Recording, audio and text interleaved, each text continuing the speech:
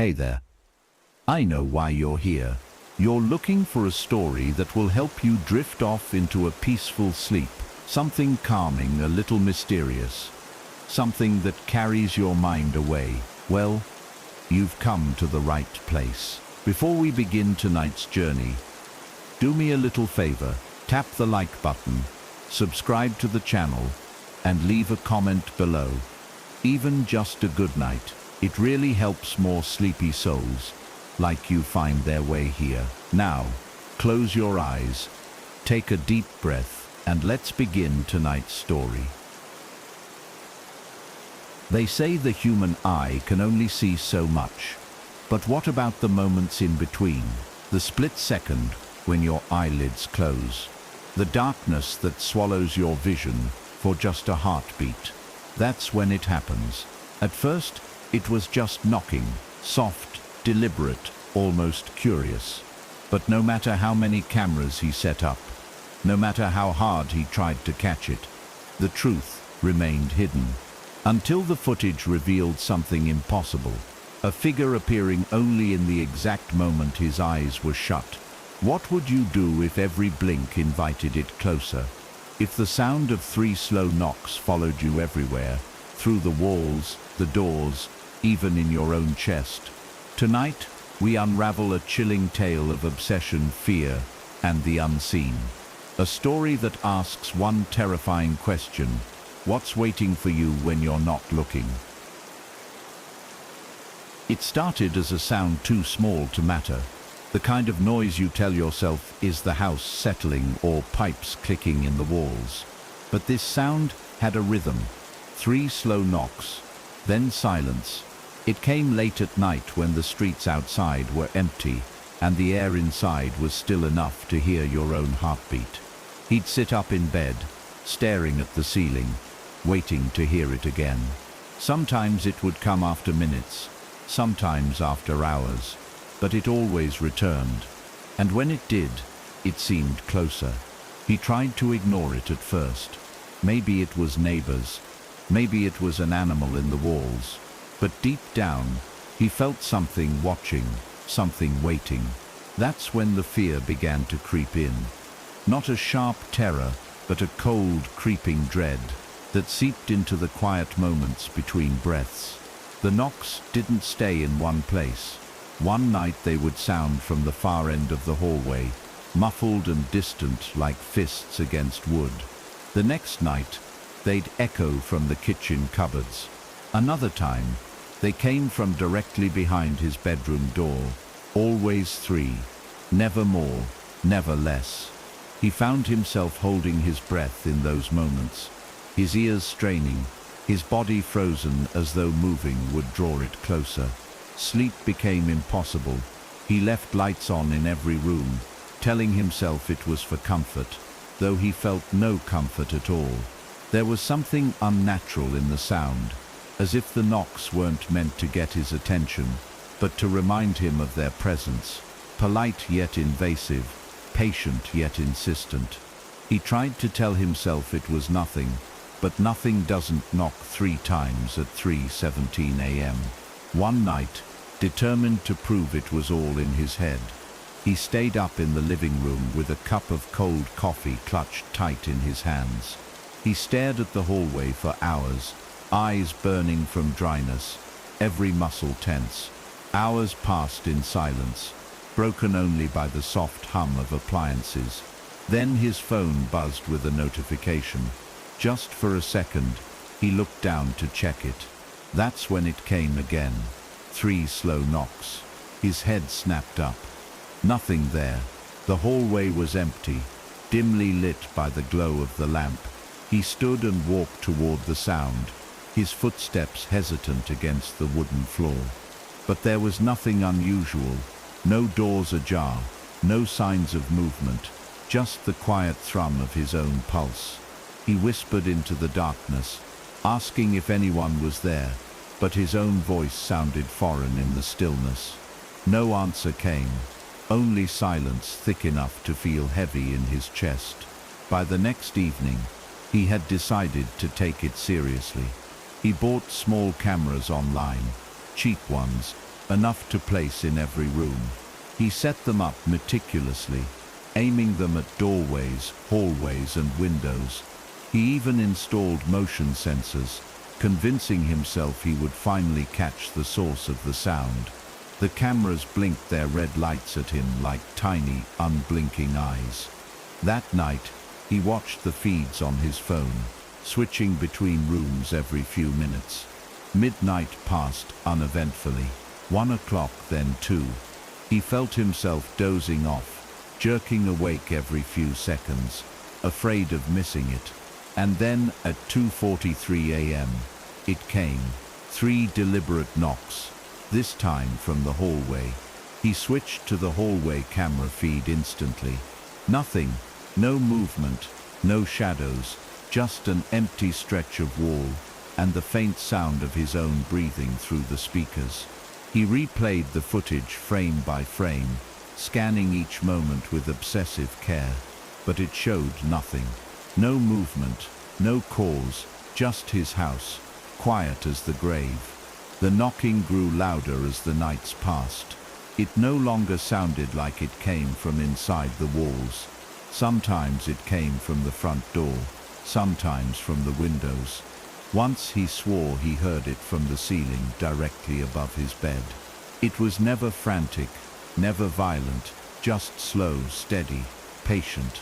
3 knocks, pause, silence. He called a friend in frustration, explaining everything. The friend laughed it off, told him he needed sleep, that exhaustion does strange things to the mind, but he wasn't imagining it. The sound was real, the fear was real. He asked the friend to stay over, but they declined politely, saying they didn't want to get caught up in his paranoia. That night, he tried to sleep anyway, curling up under the covers like a child. He left the cameras rolling and the lights on. At 3:11 a.m., the knocks came again. This time, they seemed to come from multiple directions at once. Walls, windows, even beneath the floorboards. He covered his ears and squeezed his eyes shut. The sound stopped immediately, as if it knew. In the morning, he checked the camera footage obsessively. Hours of footage to scan. At first, there was nothing, but then in one camera feed, a single frame made his stomach drop. It wasn't movement, not exactly. It was absence. A shadow-like void, standing in the hallway for less than a second. He stared at it for a long time, his heart pounding. Frame before, nothing. Frame after, nothing. Frame after, nothing. Only that single frame, a figure barely distinguishable, almost blending into the darkness. He replayed it, zoomed in, but the image only became more distorted. He rubbed his eyes, and when he looked back, he could swear its head was tilted toward the camera, in the faintest suggestion of a smile. His chest tightened. His coffee went cold in his hand as he sat frozen in his chair, replaying the moment over and over. How could something appear for only a fraction of a second? And why then? The realization hit him like ice water. The figure only appeared in the split second. His eyes were closed. He couldn't stop thinking about that single frame. All day, it looped in his mind like a haunting refrain. The figure's outline, faint but unmistakable, had been there, existing only in the fraction of a second his eyelids closed. It didn't make sense. How could something be real only in darkness? He tested the theory by staring into mirrors, blinking rapidly, half hoping and half dreading, to see something materialize behind him. But there was nothing. His eyes grew dry and bloodshot from refusing to blink, and still he caught no glimpse of it. Yet, the sense of being watched persisted. It clung to him like a shadow. Every corner of the house felt heavy. Every reflection seemed subtly wrong. Every creak of the floorboards carried a hint of intent. He didn't bother telling anyone this time. He could already hear their answers: stress, lack of sleep, paranoia, but he wasn't paranoid. He wasn't imagining this. It was real, and it was patient. That night he sat in his room with all the lights blazing and the cameras running. He was determined not to blink. No matter how much his eyes burned or watered, hours crawled by as he stared unblinking at the hallway feed on his phone. 1 a.m., 2 a.m., 3 a.m. The house was utterly silent. Then, without warning, 3 knocks shattered the stillness. He flinched but didn't look away from the screen. Nothing.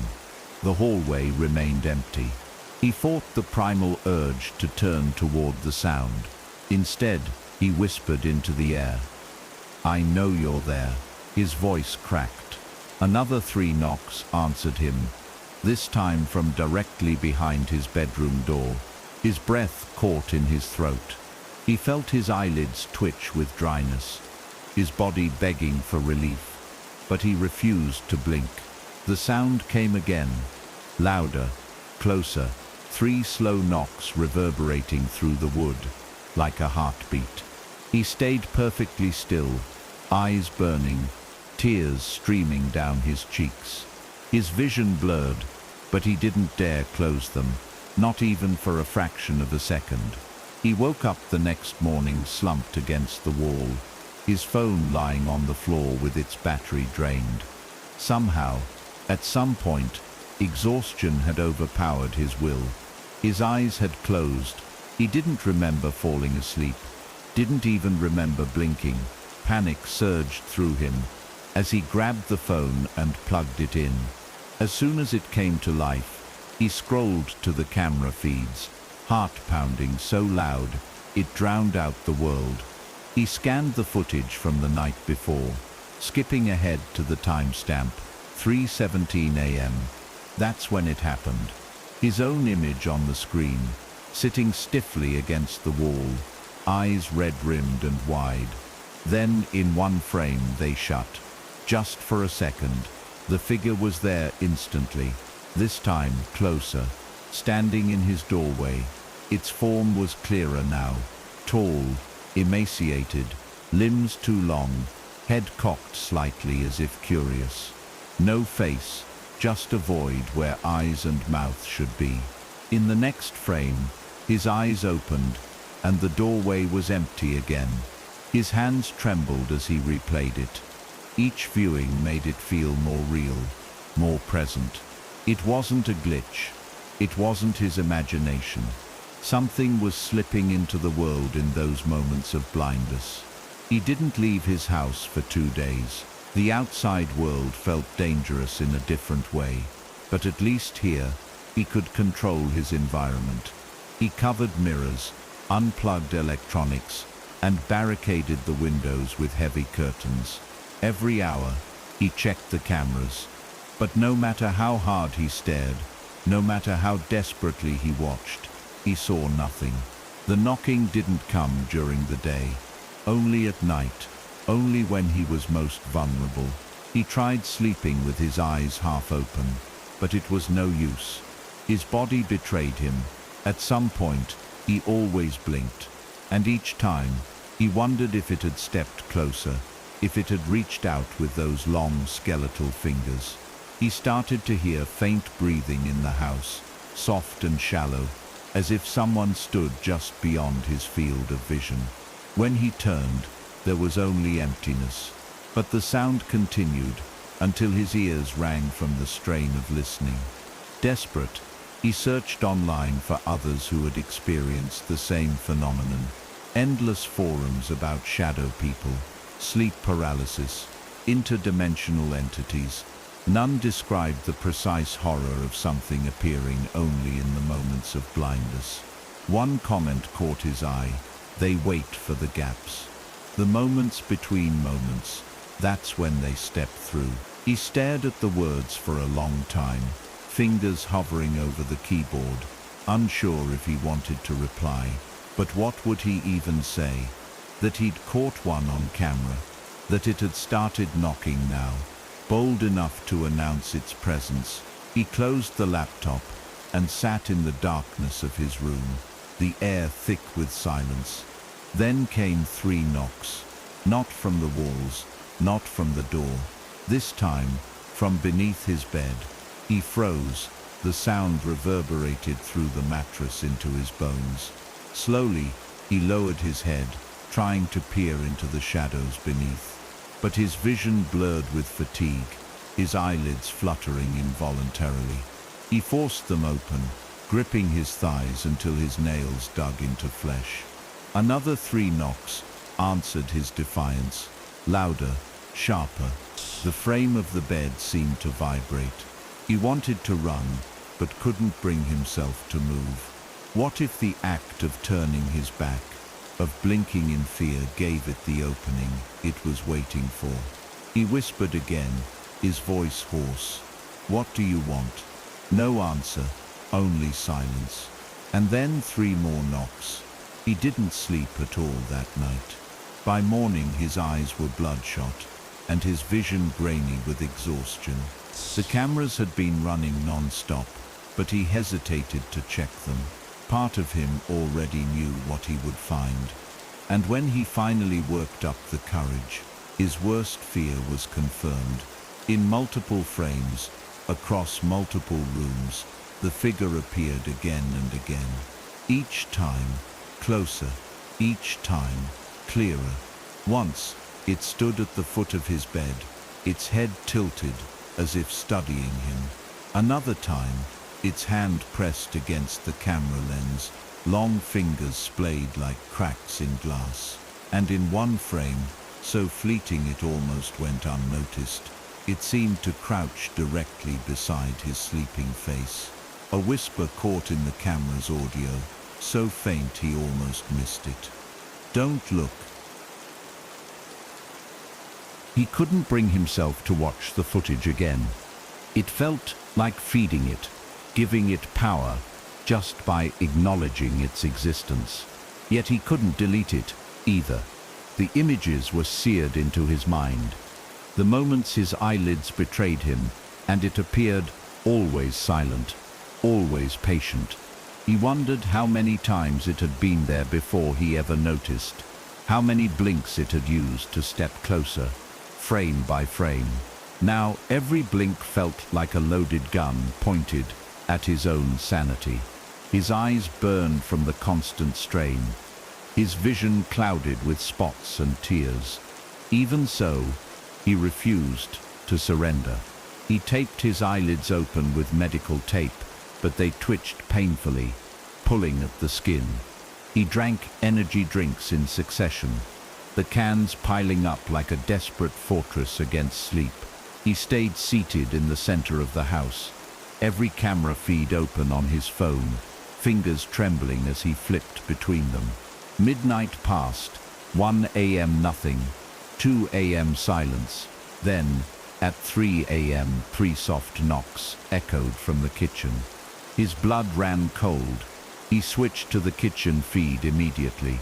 The room was empty. Empty, except for the refrigerator door. It had moved, slightly ajar. He knew he hadn't left it like that. He didn't dare get up. The cameras would tell him the truth. He scrubbed back through the feed, frame by agonizing frame, each second stretching into eternity. There it was, his eyes on the feed, red, weary, staring at the camera. Then, in the moment his eyelids fluttered closed, there it was, the figure standing in the kitchen, its elongated fingers resting lightly on the fridge door. In the next frame, his eyes open again, and it was gone. But the door remained ajar, proof of its brief existence. He swallowed hard, gripping the edge of his chair until his knuckles whitened. It wasn't confined to shadows anymore. It was starting to touch things, to leave traces.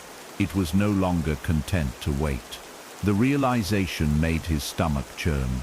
It was learning, testing him, seeing how close it could get before he broke. The knocks grew louder over the following nights.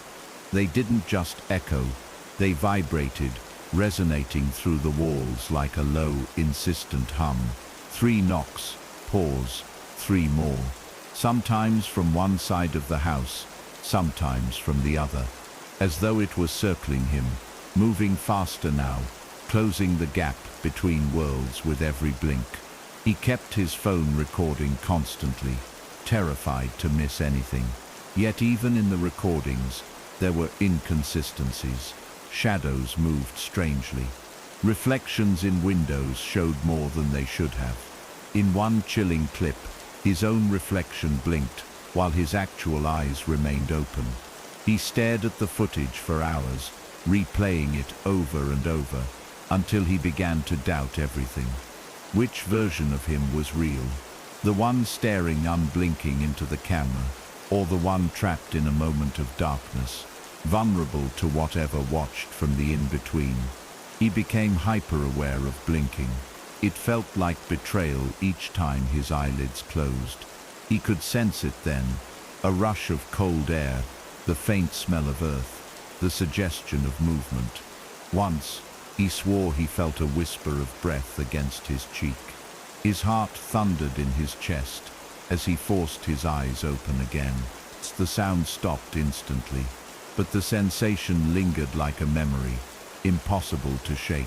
He considered going to a doctor, asking for medication to suppress blinking or induce wakefulness. But how could he explain this? That a creature existed in the microseconds of darkness? No one would believe him. They'd lock him away, and in the sterile dark of a padded cell, he would finally blink long enough for it to take him completely. One evening, while scrolling obsessively through old recordings, he noticed something odd.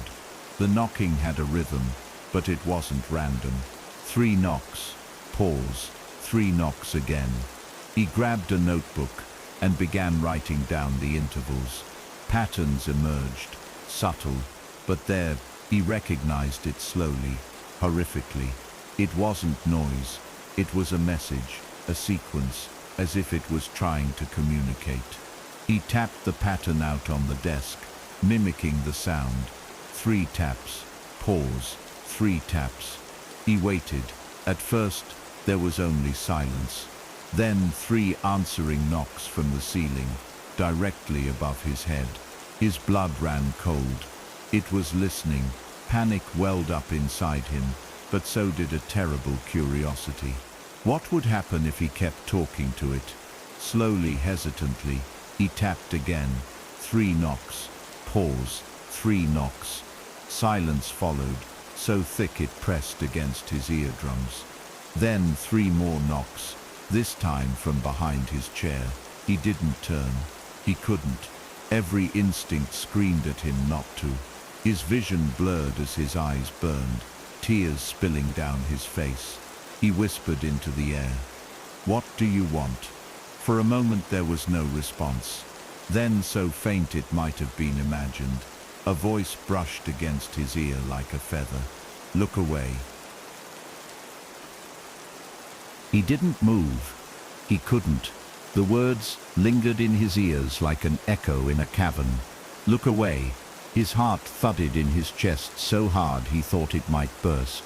His eyes burned, lids trembling, screaming for relief. But he refused. He wouldn't look away. He wouldn't blink. Not now. Not when he knew what waited for him in the darkness. Minutes crawled past. His vision blurred, his surroundings dissolving into a haze of tears and static light. The house seemed to pulse around him, the silence so complete it was almost a sound. Then 3 knocks, this time, so close it vibrated through the floorboards beneath his feet. His throat tightened. The air grew colder, sharp and damp like the inside of a cave. Still, he didn't move, didn't dare surrender to the urge to close his eyes. He whispered again, though his voice cracked and broke. "What are you?" No answer, just silence. And then softer this time, but unmistakable. "You already know." He wanted to scream, but no sound came. Instead, a single tear slipped down his cheek as he stared unblinking into the shadows. His mind raced, searching for logic, for some explanation that wasn't horrifying, but deep down, he already understood. It had always been there, lurking, watching, waiting in the gaps between perception. How many times had he blinked in his life? How many chances had it taken to step closer? His stomach churned at the thought. Every time his eyelids fluttered, it moved. Every single time. The cameras had only confirmed what his instincts already suspected. It wasn't entering his world. It had been here all along, hiding in the slices of darkness. His own biology betrayed to it. Sleep deprivation began to take its toll. His body trembled constantly, his hands twitching with a nervous energy he couldn't suppress. He spoke to himself to stay awake, murmuring nonsense under his breath, just to hear a human voice. But even so, his blinks became longer, heavier. Micro-sleeps stole moments from him. In those fragments of darkness, he felt movement, felt its presence closer and closer. Once, in a half-second slip of consciousness, he swore he felt icy fingers brush his arm. He bolted upright, gasping for air, heart hammering in his ears. But there was nothing, only silence, only the overwhelming certainty that it had been inches away from him. The cameras didn't catch anything visible, but in the audio feed, there was a faint sound. Breathing. The knocking changed after that. It no longer came from random walls or doors. Now it followed him. 3 knocks on the table as he ate. 3 knocks on the bathroom mirror as he washed his face. 3 knocks against the glass of his phone as he scrolled through hopeless articles about sleep disorders and hallucinations. It was no longer content to announce itself from afar. It wanted his attention. It wanted his acknowledgement. He refused to give it either. He stayed in the center of his living room, surrounded by cameras and screens, eyes bloodshot and wide. But even as he stared unblinking into the hallway feed, he saw it, impossibly, standing there in one frame. It shouldn't have been possible. He hadn't blinked, but it was there anyway, head tilted, fingers brushing the wall like it owned the place. A soft whisper hissed through the speakers, barely audible. "You're tiring." His body gave way shortly after.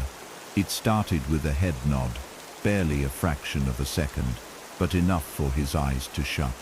He jolted awake immediately, heart pounding as he replayed the footage. The figure had moved closer, closer than ever before. Now it was in the same room, crouched behind him in the chair, its limbs folded unnaturally, its eyeless face aimed directly at the camera. He shut the laptop, bile rising in his throat. He couldn't keep this up. He couldn't win, but he didn't dare stop. Every instinct screamed that if he ever allowed himself to sleep fully, if he ever gave it more than a blink's worth of darkness, it would step through completely. And then there would be no waking. By the 7th night, he was hallucinating. Shadows danced at the corners of his vision. Phantom knocks rang in his ears, even when the house was still. He couldn't tell if they were real anymore. His reflection in the window didn't match his movements. Once it blinked. He didn't. He stared at it in horror as the reflection smiled faintly before snapping back into place. He backed away from the window, covering it with a blanket. His phone buzzed with notifications from his cameras, motion detected in multiple rooms. He didn't check. He couldn't bear to.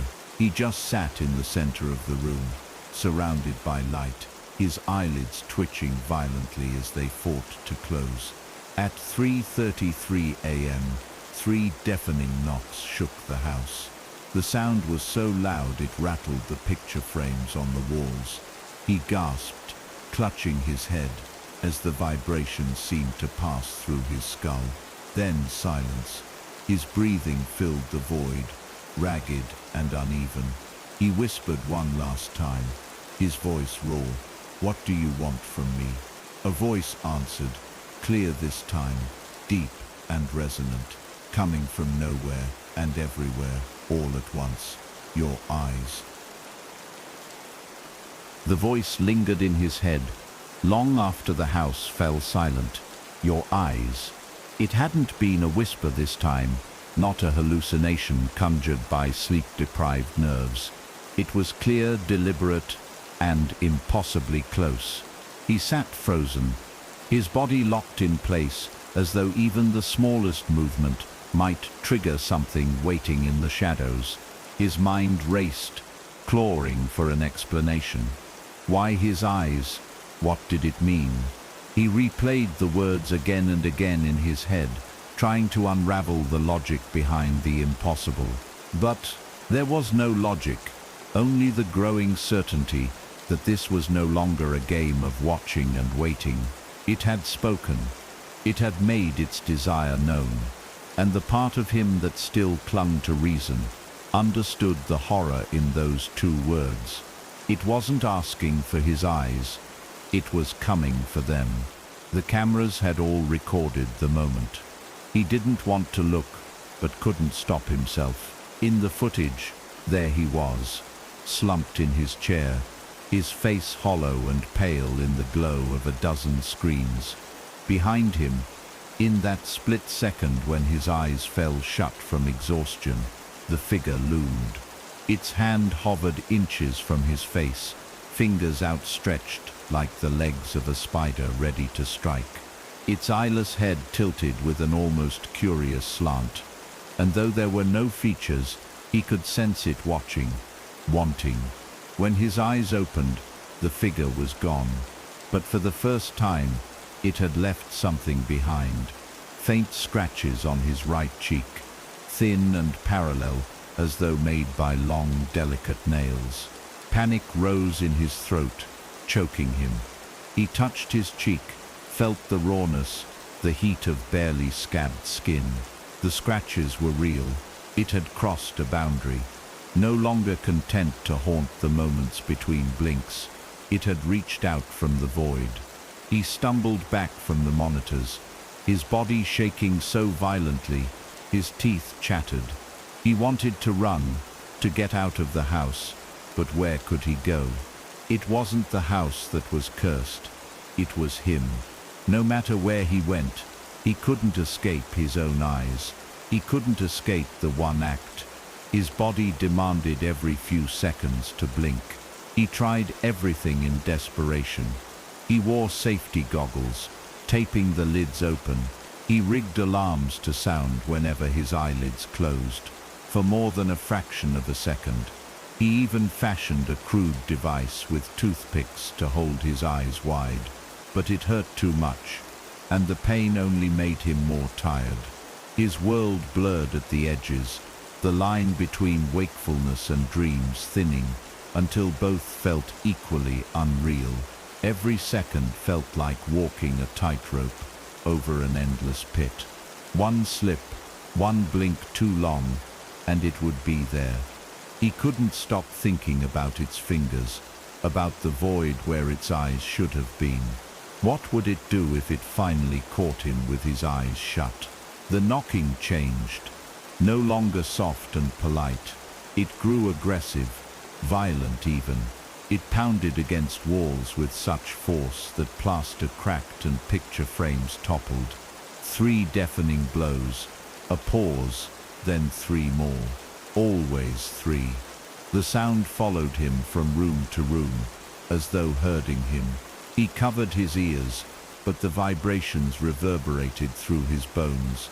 Once, as he passed the bathroom mirror, he caught a glimpse of his reflection. It was staring back, eyes wide and bloodshot. But it wasn't moving in sync with him. It blinked. He didn't. He stopped, heart hammering as the reflection's lips curled into the faintest smile. Then it turned its head slowly to the side, as though looking at something standing just out of frame. He couldn't breathe. His chest felt tight, his vision narrowing as panic clawed at his mind. He fled the room, slamming the door behind him. The sound of 3 slow knocks immediately answered from the other side. He pressed his back to the wall, gripping his temples as if to hold his sanity together. "What do you want from me?" he whispered again, tears streaming down his face. But there was no reply this time, only the persistent, patient knocking. By the 4th day without sleep, his body began to betray him. Micro-sleeps stole seconds at a time. In those tiny gaps, he saw flashes, hands reaching, a mouthless face drawing closer, long fingers grazing his skin. He woke from each micro-sleep with a jolt, breath ragged, sweat pouring down his back. But each time he opened his eyes, the world felt slightly different. Colors too bright, shadows too deep, sounds distant and muffled like he was underwater. Once, he swore he saw his own body lying on the floor while he hovered above, watching as the figure crouched over him, its hands cradling his face, almost tenderly. Then he blinked, and the vision shattered. He needed help. He couldn't do this alone. But who could he call? Who would believe him? His family had stopped answering his calls after the 3rd frantic voicemail. His friends had already dismissed his fears as insomnia fueled paranoia. Even strangers on forums had started mocking him. "Stop scaring yourself. Just sleep, man. It's all in your head." But it wasn't. The scratches on his face, the distorted camera footage, the relentless knocking, it was all real. And deep down, he knew the truth he couldn't bring himself to say aloud. If he fell asleep, it wouldn't just appear. It would take him. By the 5th night, the house no longer felt like his own. Every surface seemed to hum with the memory of knocks. Every shadow stretched too far, twisting in directions the light shouldn't allow. He avoided mirrors entirely now. The last time he dared glance at one, his reflection had been standing still, eyes closed as though asleep, while his real self screamed silently in horror. He'd covered every reflective surface with towels and blankets, but it didn't matter. Sometimes he could still feel it watching him from places he couldn't see, angles that didn't exist, corners that shouldn't hold depth. It was no longer just about the blinks. Now it was seeping into the edges of reality, bleeding through the cracks like black water. The knocking had become relentless. 3 strikes every few minutes, echoing through walls, floors, and furniture. It followed him no matter where he went. Even when he fled to the farthest corner of the house, it was there, as if the walls themselves carried the sound. He tried wearing headphones, blaring white noise at maximum volume to drown it out. But the vibration still reached him, low, pulsing, and impossible to ignore. It felt less like sound and more like a signal, like something calling out in a language older than words. His body was breaking down. His skin itched constantly. His hands shook uncontrollably, and his thoughts felt fragmented, scattered like shards of glass. Even with his eyelids propped open, vision blurred and eyes bloodshot, micro-sleep snatched precious seconds from him. Each time his vision went dark, he felt it coming closer, crawling, dragging itself through unseen spaces, its breath cold against his skin. The cameras captured what he couldn't. In those stolen blinks, the figure moved like a stop-motion puppet, jerky and unnatural. In one frame, it stood in the corner of the kitchen.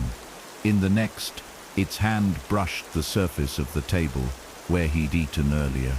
Another frame showed it crouched low in the hallway, its faceless head tilted toward the lens.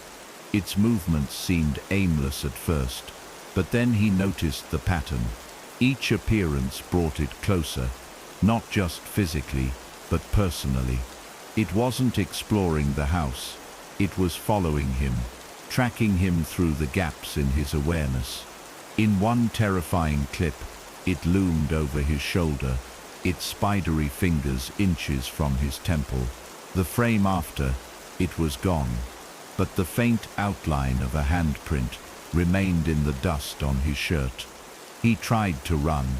He packed a small bag and staggered out into the night, every nerve alight with panic. The streets were eerily quiet, the city asleep in a way that felt unnatural. No cars passed, no lights glowed in windows. Even the air seemed thinner, heavier somehow. As he walked, he noticed things that shouldn't be there. Shadows flickering in his peripheral vision, lampposts bending subtly, like they were watching him, and always, that faint sound. 3 distant knocks, following him like footsteps on hollow wood. He stumbled into a 24-hour diner, hoping the fluorescent lights and presence of other people would bring some relief. But when he sat at the counter and looked around, his stomach dropped. Every single person in the diner sat frozen, eyes closed, motionless as mannequins. His breath caught. He blinked before he could stop himself. The overhead lights flickered once, and in that instant, all the heads turned toward him in unison. Eyes still closed, mouths forming silent words he couldn't hear. He bolted from the diner, the bell above the door chiming wildly as he fled into the street. Behind him, 3 sharp knocks echoed against the glass windows. His legs carried him on instinct, adrenaline drowning out the exhaustion that weighed down his limbs. He didn't stop until he reached his own front door, collapsing inside as his chest heaved with frantic breaths. He'd thought he could escape it, but now he understood. It wasn't tied to the house. It was tied to him. He locked every door and window, though some rational part of his mind knew locks meant nothing to this thing. He sat on the living room floor, surrounded by monitors, his bloodshot eyes darting between camera feeds. He whispered to himself over and over like a mantra, "Don't blink, don't blink." But his body was failing. The longest he could keep his eyes open now was 13 seconds before they burned so badly he had to squeeze them shut. Each time he did, he counted aloud. 1, 2, 3. And when he opened his eyes, he prayed the house would still look the same, but it didn't. Small details changed each time. A chair slightly out of place. A picture frame tilted. Once, the faint outline of a handprint smeared across the glass of his television screen. By the 6th night, his voice had grown hoarse from repeating the mantra. His skin felt raw, his eyes swollen and crusted at the edges. He knew he couldn't go on like this, but he also knew the alternative. If he closed his eyes for too long, if he surrendered completely, there would be no waking. He began recording audio notes for himself, desperate to leave something behind in case he disappeared. "It's waiting in the dark," he whispered into his phone, his voice cracking. "It moves only when I can't see it. The cameras catch glimpses, but it's learning. It's getting faster. I can feel it now, in the room with me. Every time I blink, it gets closer. I can feel its breath." That night, the knocking stopped. For the first time in days, the house fell completely silent. But somehow the silence was worse. He strained his ears, half expecting it to return, but the quiet pressed in like a physical weight. Then he realized he could hear something else. Breathing, not his own. Slow, measured, coming from directly behind him. His whole body went rigid. He wanted to turn, but his instincts screamed not to. His vision blurred. His eyelids twitched violently. He felt tears spilling down his cheeks as his body betrayed him again. In a single helpless blink, the world vanished. And in that instant of darkness, he felt a cold hand slide over his eyes. The hand over his eyes was impossibly cold, the kind of cold that felt alive, like it was crawling beneath his skin. He tried to scream, but no sound came. His lungs refused to obey.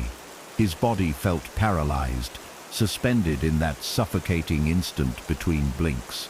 He wanted to claw at the hand, to tear it away, but his arms were heavy, unresponsive. In the void of darkness behind his eyelids, he saw it more clearly than ever, not just a figure, but a presence, vast and suffocating, stretching out in every direction, like roots of a tree growing through the gaps of the world. Its form wasn't static anymore. It writhed, flickering between shapes, some almost human, others far too alien to name. It wasn't just in the room. It was everywhere, around him, inside him. Stay still. The voice was a vibration now, deep and resonant, like it was coming from the marrow of his own bones. He fought with everything he had left, forcing his eyes open. Light flooded in, sharp and blinding, and the pressure vanished, as if it had never been there. He gasped, collapsing forward onto the floor, chest heaving. The cameras were still rolling. The feeds flickered as he scanned them wildly. In the kitchen, the figure stood with its back to the lens. In the hallway, its hand trailed lazily along the wall.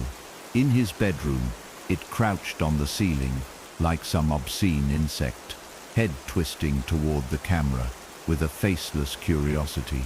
He choked on his own breath. It wasn't moving between rooms anymore. It was in all of them at once. A horrible thought clawed its way into his mind. What if it was no longer confined to the blinks? What if it had grown strong enough to exist, even while he watched? He had no way to know. His vision was starting to blur permanently now, and his mind felt frayed, every thought slipping away like sand through fingers. He wanted to run again, but something deep inside warned him there was no point. Running wouldn't save him. Closing his eyes wouldn't save him. Opening them wouldn't save him. The thing wasn't bound by walls or distance. It was bound by him. Wherever he went, it would follow. For the first time, he felt a sense of inevitability, like this was always going to happen. Maybe it had been following him his whole life. Maybe everyone had one, an unseen shadow waiting in the darkness between blinks. Most people would never know. Most people never set up cameras or tried to catch the spaces they weren't meant to see. But he had, and now it saw him too. "It's close now," he whispered hoarsely to no one. His voice sounded thin and small against the oppressive silence. He checked the cameras again, hoping against hope for emptiness, but the figure remained. It wasn't moving. It didn't have to. It was watching, waiting. Suddenly, the knocking returned. This time, louder than ever, 3 earth-shaking booms that rattled the walls and sent dust cascading from the ceiling. Then 3 more. Then 3 again. The sound was coming from every surface. Walls, floor, windows, even the screens of his cameras. It was surrounding him, a cage of sound. His teeth chattered uncontrollably as he clamped his hands over his ears.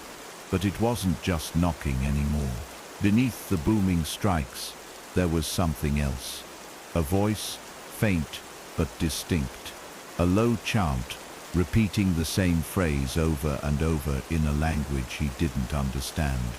The syllables crawled under his skin, twisting in his stomach like worms. He couldn't block it out. It wasn't sound anymore. It was inside his head. He stumbled backward into the corner of the room, clutching his temples. "Stop," he croaked. "Please, stop." But the chant grew louder, layered with other voices now, each one slightly out of sync. as though hundreds of mouths whispered from beyond the walls. His vision doubled, then tripled. Shapes shifted in the periphery, writhing forms pressed against the thin veil of his reality. The air thickened, heavy and damp. Each breath felt like inhaling water. He felt himself slipping again, eyes closing, body sagging, as sleep threatened to drag him down. He fought it with everything he had, slapping his own face, biting his tongue, until blood filled his mouth. But it wasn't enough. His body betrayed him, and for a single, horrifying second, his eyes shut. When he opened them, everything was different. The room wasn't his anymore.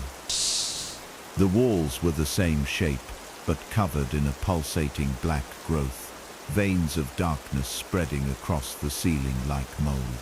The furniture was twisted, stretched into grotesque forms that made no sense.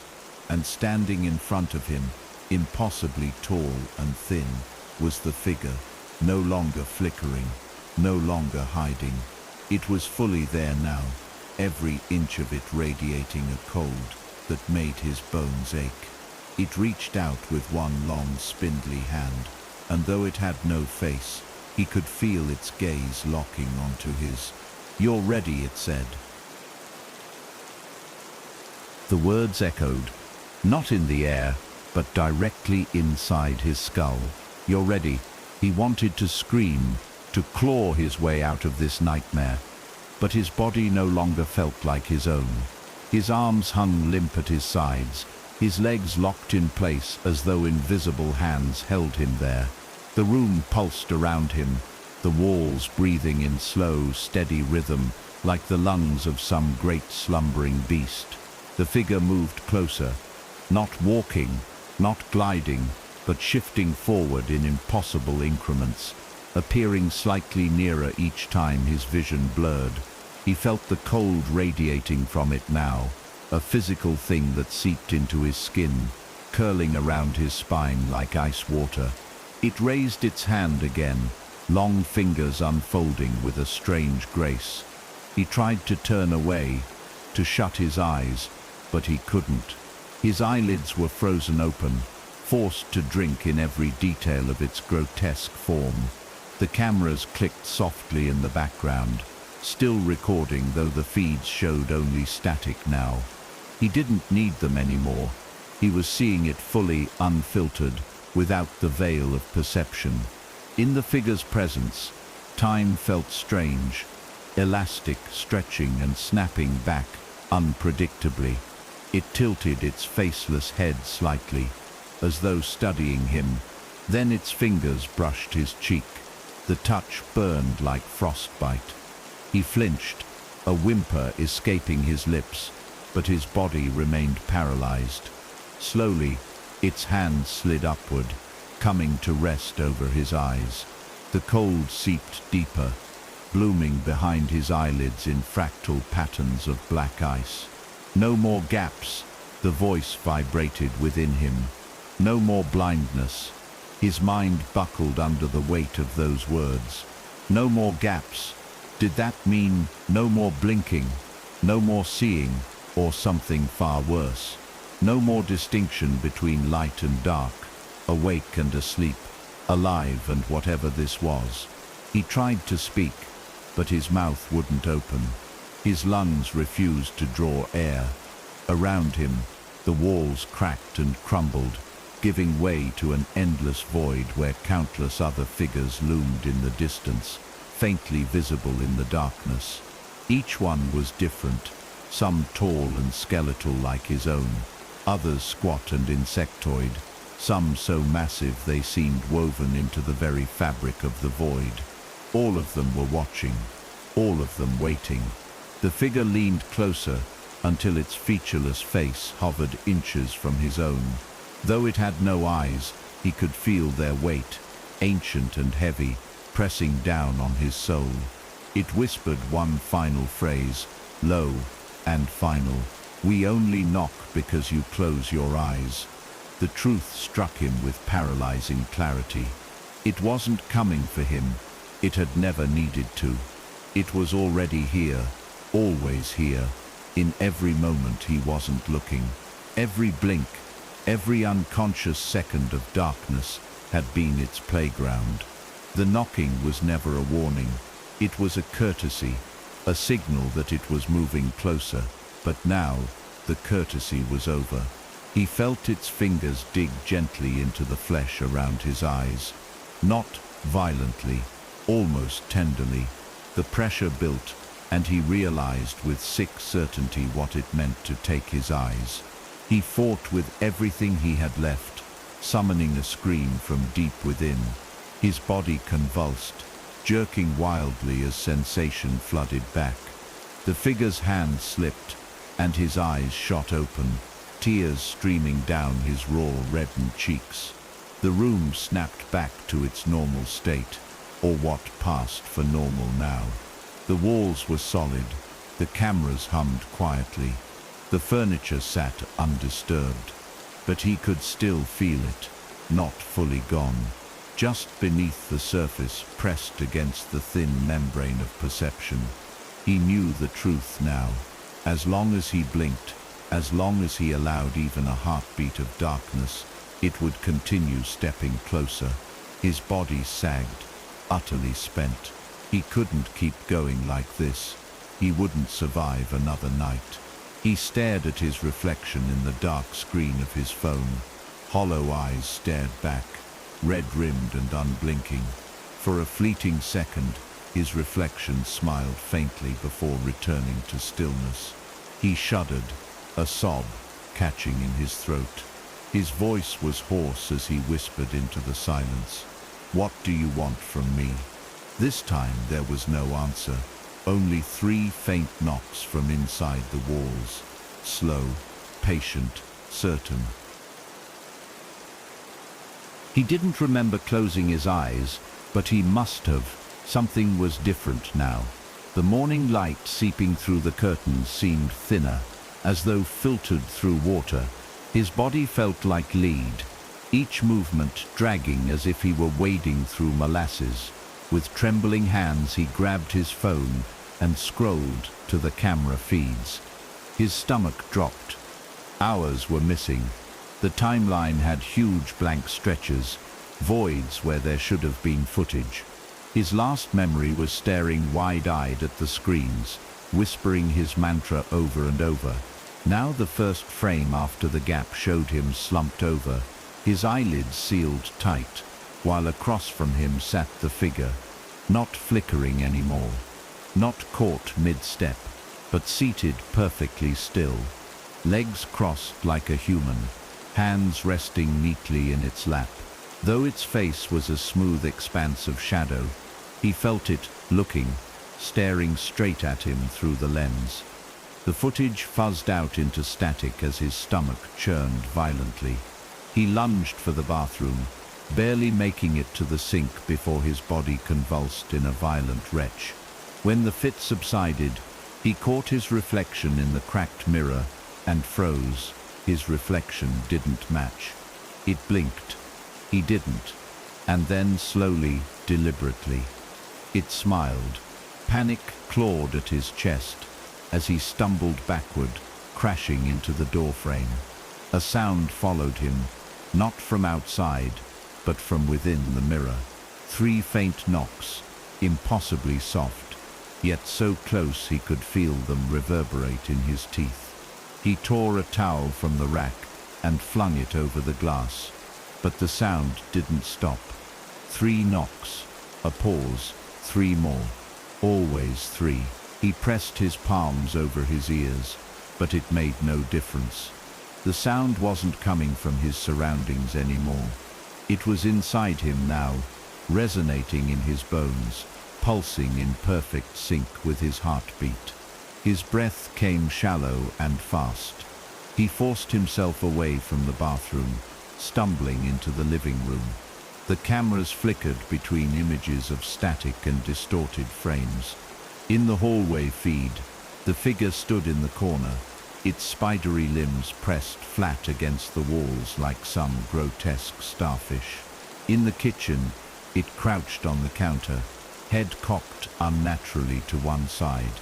And in his bedroom, it wasn't standing or crouching, it was lying in his bed. The indentation of its impossible frame warped the sheets, as though gravity bent differently around it. He felt sick. Every step toward the living room felt heavier, his limbs sluggish as if the air had thickened into syrup. His phone buzzed violently with a new notification. Motion detected. Living room camera. He hesitated before tapping the alert. The feed blinked to life. There he was, seated in his own chair, head slumped, eyes closed, but he wasn't asleep. He couldn't be asleep. Behind his doppelganger, the figure loomed impossibly tall, its long fingers gently cradling his head. Its faceless surface tilted slightly, and though it had no features, he felt its gaze pierce the camera, as if it knew he was watching. The screen distorted with static, and when it cleared, both figures were gone. His heart thudded painfully in his chest. The house was still, but it didn't feel empty. The air vibrated faintly with the sound of soft, patient knocking, this time coming from all directions at once. Desperate to stay awake, he downed energy drinks and splashed cold water over his face, the sting barely cutting through the haze that clouded his mind. His eyelids burned like sandpaper dragged over raw skin. He tried slapping himself, pinching the tender skin of his forearms until crescent-shaped bruises bloomed purple and angry. But it wasn't enough. Each second felt longer than the last, and his body was failing. Every blink stretched slightly longer, each one a battle he was losing. And in every gap, he felt it, breath against his ear, a whisper of fingers grazing his shoulder. He jolted upright, chest heaving, tears streaming unchecked. The mantra was back, spilling from his cracked lips in a hoarse whisper. Don't blink, don't blink, don't blink. But his own biology was the enemy now, dragging him closer to the one thing he could no longer afford. His phone buzzed again, another message notification. No sender, no number, just 2 words, stark against the dark screen. Don't fight. He stared at the text, his vision swimming. His fingers hovered over the screen, unsure whether to delete it, respond, or smash the device entirely. But something deeper in him understood. The message wasn't a threat. It was a promise. The knocking intensified suddenly, 3 booming strikes that rattled picture frames and sent a glass tumbling from the kitchen counter. Then silence. He held his breath. The quiet felt heavier than the noise had. His ears strained for any hint of sound, but the absence was worse. It wasn't silent because the thing had left. It was silent because it was closer. He could feel it now, standing just behind him, so close that the air chilled where it brushed his neck. His body went rigid. He didn't dare move. He didn't dare blink. A tear slipped from his burning eyes, trailing hot and sticky down his cheek. He couldn't keep this up. The truth settled in his chest like a lead weight. He was going to lose. It wasn't a question of if anymore, only when, slowly, inevitably, he was going to close his eyes. And when he did, he wouldn't be the one opening them again. The clock on the wall ticked with a sound too loud, too sharp, each second hammering against his skull like a countdown. He stared unblinking at nothing, his vision swimming from dryness, his throat raw from whispering his mantra. Every cell in his body screamed for rest, but he couldn't stop, he couldn't give in. Somewhere deep inside, the primal part of his brain had accepted it already. Closing his eyes meant ending, not sleep. Ending in a way that wasn't death, because death felt too merciful for whatever this was. His heart thudded erratically. his body caught in the push-pull of adrenaline and exhaustion, the two tearing him apart like wild animals fighting over scraps. He could almost feel it behind him again, that cold pressure, the familiar sense of wrongness seeping into his bones. The knocking hadn't returned, not audibly, but its rhythm was still there, pulsing under his skin like a second heartbeat. 3. Pause. 3 more. Always 3. He checked the cameras again, desperate for proof of absence, but the feeds only deepened his terror. The figure was everywhere now, not flickering between rooms, not caught mid-step, but simply existing in each frame simultaneously. In the kitchen it stood, hunched and impossibly tall, its fingertips grazing the light fixture. In the hallway, it lay flat against the ceiling like a grotesque spider, limbs sprawled out in all directions. In the bedroom, it was sitting cross-legged on the bed, hands folded neatly as if meditating. And in the living room feed, his stomach turned to ice. It was standing directly behind his own chair, its spindly arm reaching forward toward the back of his head. He felt the air chill around him at that exact moment, a phantom touch on his hair that sent shivers racing down his spine. The screen flickered, and static swallowed the feed whole. Panic clawed at him, wild and all-consuming. He leapt from the chair, staggering backward until his shoulders hit the wall. The sound of 3 faint knocks resonated from within it, not on the surface, but from inside, as though the wall itself had become hollow. A skin stretched tight over an unimaginable void. His breaths came fast and shallow, his hands trembling violently. His phone buzzed in his pocket, startling him so badly, he nearly dropped it. Another message. No number. No sender. Just 4 words this time. We're almost in sync. His stomach knotted, his vision blurred.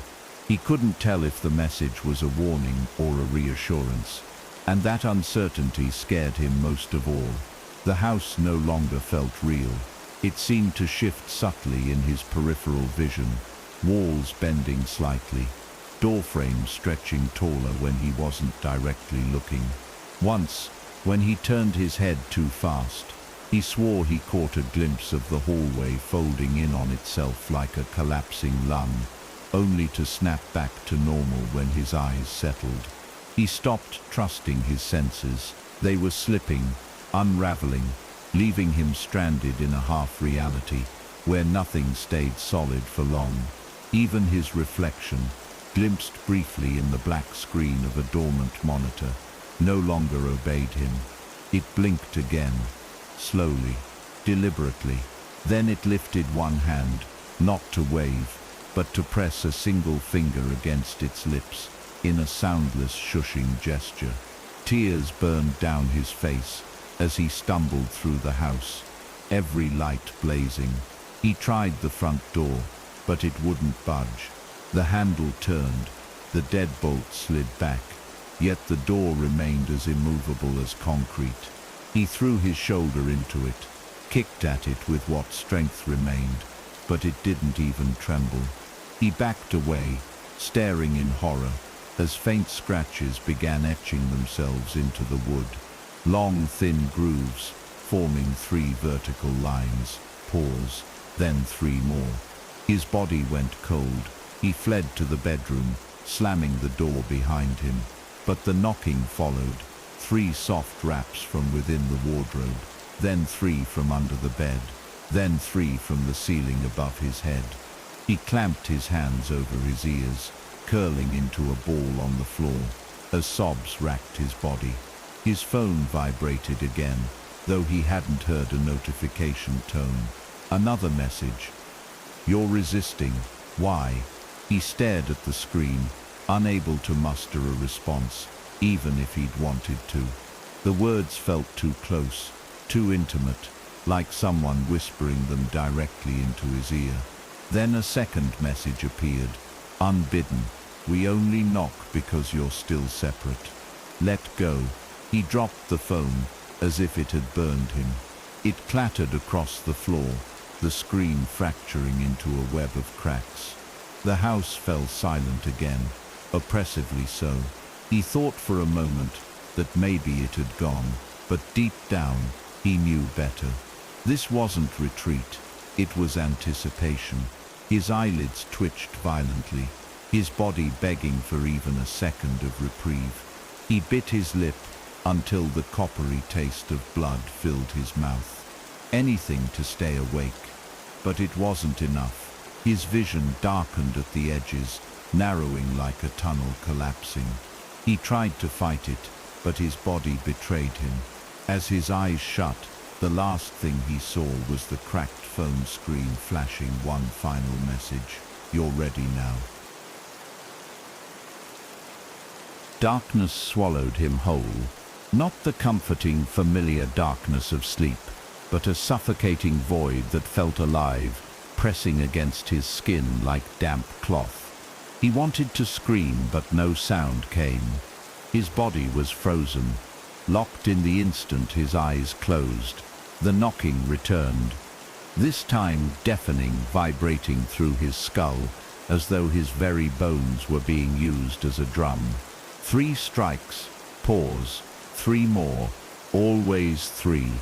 The rhythm sank deeper with every repetition, sinking with his heartbeat until he couldn't tell which came first. The sound wasn't outside anymore. It was inside him. His chest ached, as though something large and heavy was clawing its way up from within. Then he heard the voice again, not spoken aloud, but vibrating directly in the hollow spaces of his mind.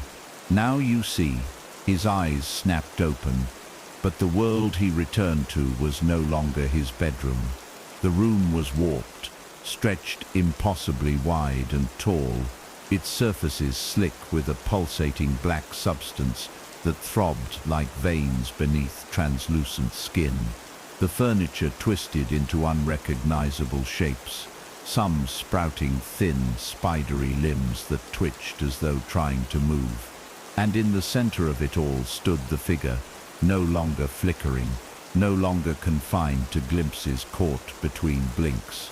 It was fully there now, towering, its limbs too long, its head bowed as though acknowledging him. Though it had no face, he felt its gaze, heavy, ancient, crushing. He tried to move, but his body betrayed him, limbs hanging slack, as though he were a marionette whose strings had been cut. The air felt thick and wet, each breath dragging in, like he was inhaling tar. The figure began to move, not walking but unfolding, stretching toward him in jerky, unnatural increments. Its fingers were impossibly long now, tipped with fine, needle-like claws that dragged gently against the pulsating walls as it approached. The sound they made was soft, almost delicate, like fingernails brushing silk. The figure spoke again, not in words, but in a chorus of vibrations that filled the space around him. No more gaps, no more blindness. You are open now. The meaning hit him like a punch to the gut. This was never about the knocking. The knocks weren't warnings. They weren't threats. They were invitations, signals. Each strike was a step closer, a test to see how long it would take for him to listen, to stop resisting, to surrender. His stomach turned violently. He tried to speak, to beg, but his jaw wouldn't move. The figure reached out with one spindly hand, the clawed fingers curling delicately as they hovered over his eyes. The cold radiating from them was unbearable, searing his skin like dry ice. Then, gently, the claws touched his eyelids. A flood of images poured into his mind all at once. Thousands of moments he'd never seen, fleeting, impossible glimpses of the figure moving in the spaces between his blinks, standing over him as a child, sitting at the end of his bed as a teenager, walking alongside him in crowded streets, invisible to everyone else. Its presence had been there all along, hidden in the blind spots of perception, lurking in every fraction of a second when his eyes were closed. It hadn't come to him, he had come to it, and now that he had seen it fully, there was no going back. The knocks wouldn't stop anymore, because there was no longer a need for warning. The figure's claws pressed gently, insistently, and he felt his eyelids begin to dissolve, not physically, but perceptually. The ability to close them was slipping away, leaving him trapped in an endless, unblinking stare. His vision burned, raw and exposed, yet somehow he couldn't look away. Not from the figure, not from the void. Everywhere he looked now, in every shadow, every reflection, every surface, he saw movement, others like it, tall and faceless, shifting just beneath reality's thin skin. The knocking was louder here, constant, like 1,000 doors struck at once. The rhythm filled him entirely until he couldn't tell where it ended, and he began. He wanted to fight, to pull back into the safety of ignorance, but he knew that door had closed forever. The figure leaned closer, its smooth head tilting, and though it had no mouth, he heard the final words clear and inescapable. You knocked first. His vision was different now, clearer, sharper. The world no longer felt solid, but fluid. A thin film stretched over a roiling darkness beneath. The walls around him breathed, expanding and contracting in an endless rhythm, their surfaces slick and glistening, as though alive. Shadows crawled and twisted of their own accord, forming shapes that stretched into the room like grasping hands before dissolving again. He saw movement in every reflective surface, the black sheen of the window, the gleam of his phone screen, even in the wetness of his own eyes. Figures, dozens of them, flickered in and out of focus, some tall and elegant, like the first, others grotesque and insectoid, their forms shifting too fast to comprehend. All of them turned toward him, faceless but intent, watching, waiting. The knocks hadn't stopped. They no longer came from outside, but from within. Inside his skull, his ribs, his spine. Each strike reverberated through him, as if his bones were hollow, a resonant chamber echoing with their rhythm. 3, pause. 3, pause. Always 3. The figure, the first, the closest, leaned nearer, its claw-like fingers brushing against his temple. The contact was unbearable, a cold so absolute it felt like his flesh would crack and fall away. You see now, it vibrated within him. The sound wasn't in the room. It wasn't even in his ears. It was in every cell of his body, resonating from marrow to skin. You are not separate. There was never a separation. His mind buckled under the weight of those words. Memories flooded back, not his own, but fragments of moments he should never have witnessed.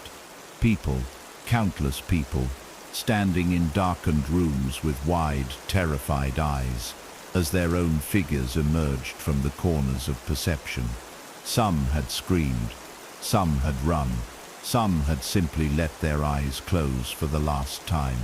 He felt all of them now, their terror imprinted on his soul like scars. He wasn't special, he wasn't chosen, he was just next.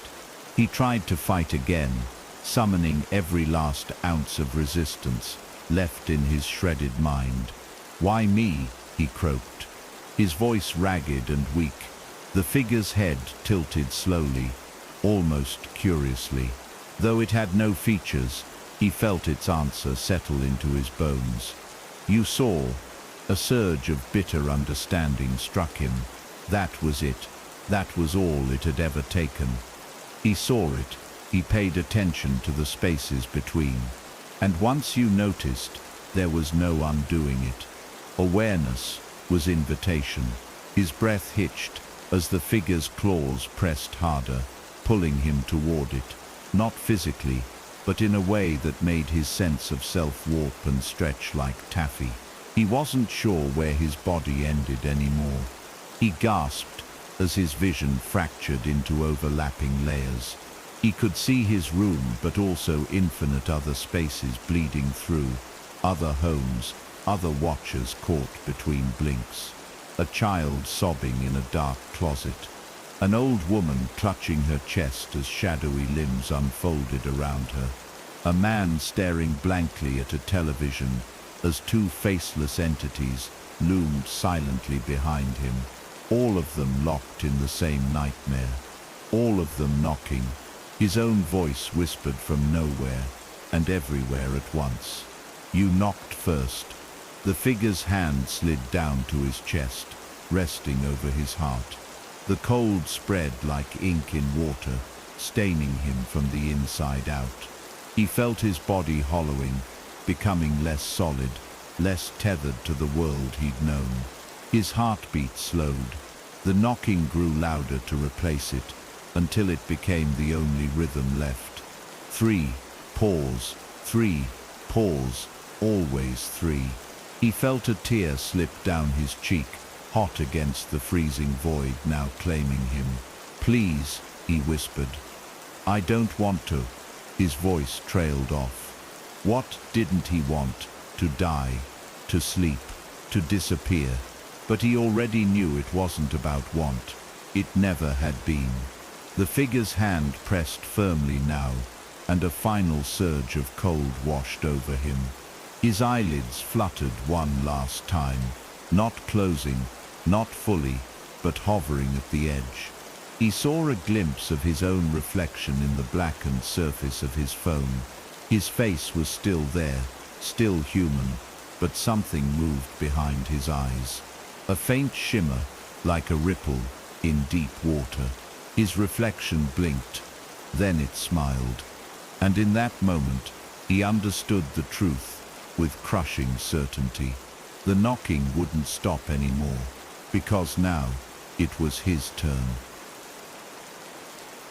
He woke to silence, but not the kind he remembered. This wasn't the stillness of an empty room or a house at rest. This silence had weight, a density that pressed against his eardrums until they ached.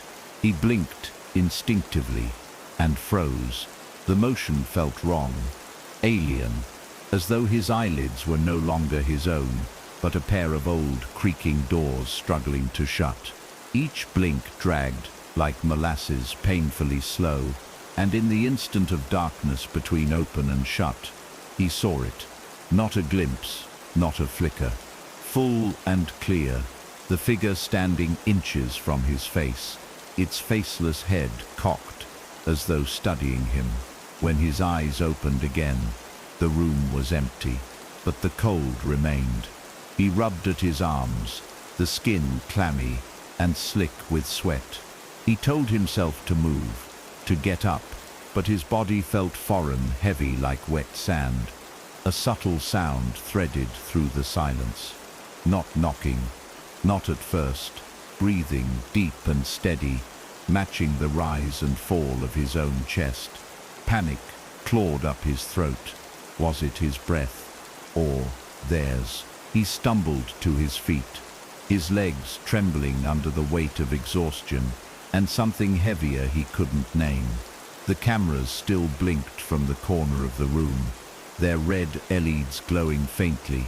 He didn't want to check them. He needed to, but something deep inside screamed not to, ignoring the instinct. He grabbed his phone and swiped through the feeds. His stomach lurched violently. The figure wasn't in the hallway. It wasn't in the kitchen. It wasn't even in the bedroom. It was everywhere. Every feed showed the same thing now.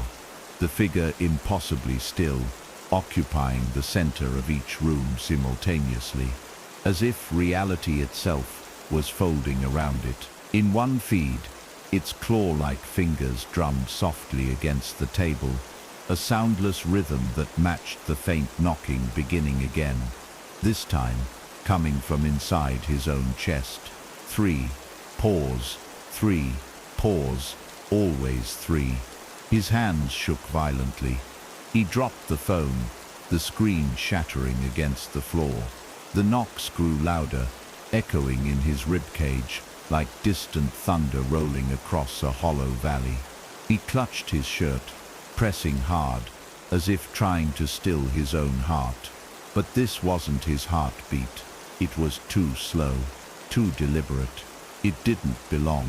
He stumbled to the bathroom, gripping the edge of the sink as he stared into the mirror. The towel he'd thrown over it earlier had fallen away. His reflection stared back at him, but its eyes were wrong. Too wide, too dark.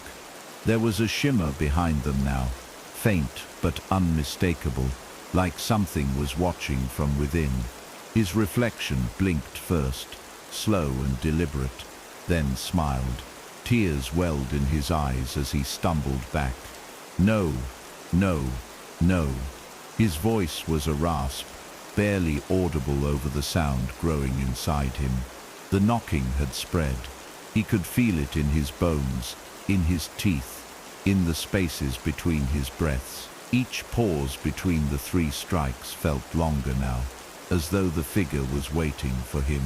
His phone buzzed suddenly, startling him so badly, he nearly slipped. Somehow, despite the shattered screen, a new message appeared. You're almost aligned. He couldn't move, couldn't think. Only the sound of the knocks remained, a relentless rhythm that seemed to guide his every breath. The figure's voice vibrated softly in his skull, not words this time, but a presence, a pressure. He felt it settle in behind his eyes, coiled tight, like a predator waiting to strike. "What do you want?" he whispered, his voice cracking. Silence answered. Then the knocking shifted slightly. 3 strikes, a pause, but this time followed by a single soft tap. 3, pause, 1. The new pattern repeated, slower, heavier, each sequence sinking deeper into his awareness. It wasn't random. It was calling him, drawing him closer to something he couldn't see, but felt as intimately as his own skin. He collapsed onto the floor, curling into himself as sobs racked his body. The rhythm didn't stop. It wouldn't stop. It was in him now, threading through every nerve, every thought, until he couldn't tell where it ended. And he began. His eyes fluttered, and in the darkness of each blink, he saw more figures gathering. They pressed against the thin membrane of reality, faceless and still, their sheer numbers stretching into a horizonless expanse. For the first time, he understood why no one ever spoke of this, why no one ever returned from the knocking. They hadn't gone anywhere. They hadn't disappeared. They had become part of it. He didn't know how long he'd been on the floor, but time felt wrong now, bending and stretching like soft wax under a heat lamp. He tried to listen for familiar sounds, the hum of the refrigerator, the ticking of the clock. But the house was thick with a silence that wasn't natural. It wasn't absence. It was pressure, a suffocating weight pressing down on his ears and lungs. Every breath felt borrowed, every blink too slow, and in each fraction of darkness when his eyelids fell, he saw it, not a glimpse anymore. Not a suggestion. The figure was fully there now, standing inches away, its faceless head tilted slightly, as though memorizing every detail of his skin. When his eyes opened, the room appeared normal. If normal meant shadows that quivered like living things, and walls that seemed to pulse faintly, as though they were breathing in unison with him. His muscles twitched with the effort of moving. He wasn't sure if he was fighting the weight of exhaustion or something heavier, something inside. The knocking returned, but it wasn't from the walls or doors this time. It came from within him. 3 hollow thuds in his chest. Pause. 3 more. Pause. Always 3. He pressed his hands to his sternum, feeling the vibration resonate like a tuning fork. His heartbeat had been replaced by this alien rhythm, steady, deliberate, impossible to silence. His phone, cracked and barely functional, buzzed weakly on the floor. He snatched it up with trembling fingers, squinting at the fractured screen. A new message glowed stark in the spider web of cracks. Almost there, his stomach clenched. Before he could react, another message appeared. They are aligning. His hands shook violently. Aligning. What did that mean? He tried to stand, to escape, but his legs felt foreign, as though they belonged to someone else. Every step was a fight against invisible restraints pulling him back. His body wasn't entirely his anymore. The cameras blinked to life on their own. Each screen showed the same impossible image. Himself, standing in each room, frozen mid-breath with eyes wide open. Behind him in every feed loomed the figure, taller now, limbs impossibly long, fingers resting lightly on the back of his head. The screens flickered erratically, cycling between images of him seated, standing, lying down, all with the figure's presence pressing ever closer. In one feed, his reflection stared directly into the lens, eyes unblinking, mouth curved into a faint smile that didn't feel like his own. He wanted to look away, to shut it off, but his gaze remained locked. A voice vibrated softly in his skull, not spoken aloud, but seeded directly into his mind. "We see with you now." Panic surged as his body convulsed violently. His vision blurred, darkness creeping at the edges again. Not again. He clawed at his face, willing his eyes to stay open, but they fluttered helplessly. And in each split second of darkness, he saw more. Figures, countless figures, pressed against a translucent barrier, their outlines writhing like shadows underwater. Some were thin and spindly, like the first. Others were bloated, insectoid, their limbs bending at impossible angles. All of them leaned inward, watching, waiting. His breath hitched as the realization settled into his bones. They weren't coming for him. They were already here, waiting for the final crack in the thin wall between them. The knocking inside him shifted slightly. 3. Pause. 1 soft tap. The new pattern repeated, slow and deliberate, like someone adjusting their grip before opening a door. His phone vibrated again, the cracked screen bleeding light into his palm. Last alignment, tears burned hot in his eyes as his reflection stared back from the black surface of the device. It blinked once, then smiled again. The smile widened slightly, unnatural and wrong. "This isn't me," he whispered, but even as the words left his lips, his voice sounded strange, warmer, smoother, threaded with a resonance that wasn't there before. The house around him twisted as if in response. Walls bent inward, stretching toward him. The floor pulsed like a living thing beneath his feet. The air vibrated, thick with the sound of faint whispers layered atop one another, hundreds of voices murmuring just out of reach. His reflection's lips moved in perfect sync with his own as he whispered over and over, "Don't resist, don't resist, don't resist." He didn't remember starting, but he couldn't stop. His own voice was a mantra now, pulling him deeper, sinking him with whatever waited beyond that thin, fragile membrane of perception. The final message appeared on his phone, bold and unrelenting. His fingers moved without his permission, reaching forward to touch the cracked screen. The moment his skin made contact, the world shattered into kaleidoscopic fragments. He fell, not physically, but through layers of himself, past memories and thoughts peeling away like old paint. The sound of knocking thundered all around, deafening now, as if every door in the universe was struck at once. He saw glimpses of others, people just like him, sinking into the same infinite darkness, their wide, unblinking eyes glowing faintly as they vanished, one by one, into the gathering swarm. He felt his own eyes stretch wide, unable to close anymore. He tried to scream, but all that escaped was a low, resonant hum. He tried to speak, to force air through his throat, but his voice had become an echo, a hollow resonance that wasn't entirely his own. The sound vibrated deep within his chest, rattling his ribs like thin glass ready to shatter. His hands trembled violently as he stared at them. They no longer looked right.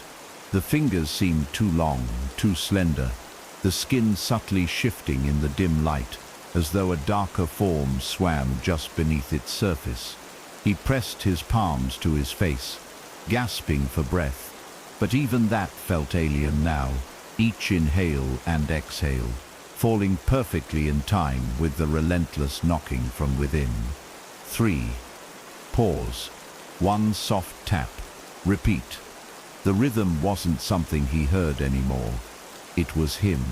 It had embedded itself into his muscles, his heartbeat, the very cadence of his thoughts. He whispered, cracking, desperate, "Stop, please, stop." But a deeper voice hummed through his skull, calm and final. "You are already open." He stumbled to the nearest mirror, gripping the frame so tightly the wood creaked beneath his fingers. What stared back wasn't a perfect reflection. His eyes were wrong, far too wide, the irises dark and deep like pools of oil, reflecting faint ripples of light. And behind them something moved, slowly, watching. A faint shimmer danced in the blackness of his pupils, almost imperceptible unless he looked directly into his own gaze. He tried to blink, but couldn't. His eyelids twitched faintly, as though resisting the instinct, and the realization struck him like ice water. He wasn't in control anymore. Something had crept into the small spaces between blinks, slowly dismantling the fragile mechanisms of his body. A faint smile curled his reflection's lips. Not his doing, not his emotion. It spread slowly, deliberately, a mockery of reassurance. The knocking changed, louder now, not just from his chest but radiating from the walls, the floor, even the air. It wasn't confined anymore. It had spread, a shared heartbeat vibrating through the house, like a living organ. The walls rippled faintly, bulging outward, as though something massive pressed from the other side, desperate to get in, or perhaps to get out. His phone vibrated in his pocket again. He didn't want to look, but his hand moved on its own, retrieving it with mechanical precision. The cracked screen flickered. A new message scrawled across it in faint, pulsing text. "They see through you now." His stomach churned violently. He remembered every warning he'd ignored, every time he'd dismissed the sensation of being watched in empty rooms. He wasn't being observed from without. They had always been within, peering out during those infinitesimal moments of blindness. He dropped the phone, backing into a corner. His breathing hitched, no longer entirely his own, as he felt an invisible thread tug at his chest with every exhale. The whispers grew louder, layered voices weaving together in a chorus of sound too dense to unravel. One voice stood out, his own. "Let go," it murmured from everywhere at once. "You knocked. Now answer." His fingers clawed at his temples, trying to dig the sound out, but it only sank deeper, coiling tight around his consciousness like a parasite, nestling into its host. He tried to scream but found his mouth moving independently, shaping silent words he couldn't understand. The cameras all came alive at once, their feeds flashing across every screen in the house. Each showed a version of him standing utterly still, blank-eyed, his mouth opening and closing in eerie synchronization with the whispers. Behind every version, more figures emerged from the shadows. Dozens, hundreds, their faceless forms leaned closer to the lens, until the screens were nothing but black voids filled with movement. One by one, the feeds shut off, the red LED lights blinking out like dying stars, until only static remained. In the silence that followed, he could hear his own pulse, or what he thought was his pulse, slowing to match the new rhythm. 3. Pause. 1. 3. Pause. 1. His body felt impossibly heavy. Knees buckling, he crumpled to the floor, eyes locked wide open, as if the instinct to blink had been erased. The ceiling above him shifted and stretched, cracks forming where unseen hands pressed through the plaster from the other side. Long, spidery fingers curled inward, tracing faint grooves into the material. His chest ached, as though a great weight pressed down from within, his ribs creaking under the pressure. The whispers faded to a single resonant hum, a sound so deep it seemed to vibrate the very marrow of his bones. "You're home," said his own voice, not from his mouth, but from every inch of his being. The house no longer felt like his own. Every wall pulsed faintly, a slow throb that matched the knocking in his chest. The air was thick and humid, carrying the faint scent of iron and decay. Shadows shifted without light to cast them, flowing like liquid across the floor and walls. He tried to crawl backward, his palms slipping against the slick surface of the floorboards, but even that simple movement felt borrowed, like his limbs were on loan, graciously permitted to function. The knocking inside him had grown impossibly loud. 3. Pause. 1. Each repetition shook his bones, rattled his teeth, and pressed against his skull until it felt like his thoughts would shatter apart. Tears streaked down his cheeks. Unchecked, he couldn't even remember what it had felt like to close his eyes. The ability was gone, stripped away like an old habit discarded. His phone buzzed again. He didn't pick it up. He didn't have to. The words formed in his mind as clearly as if they were etched on his eyelids. "The final door is ready."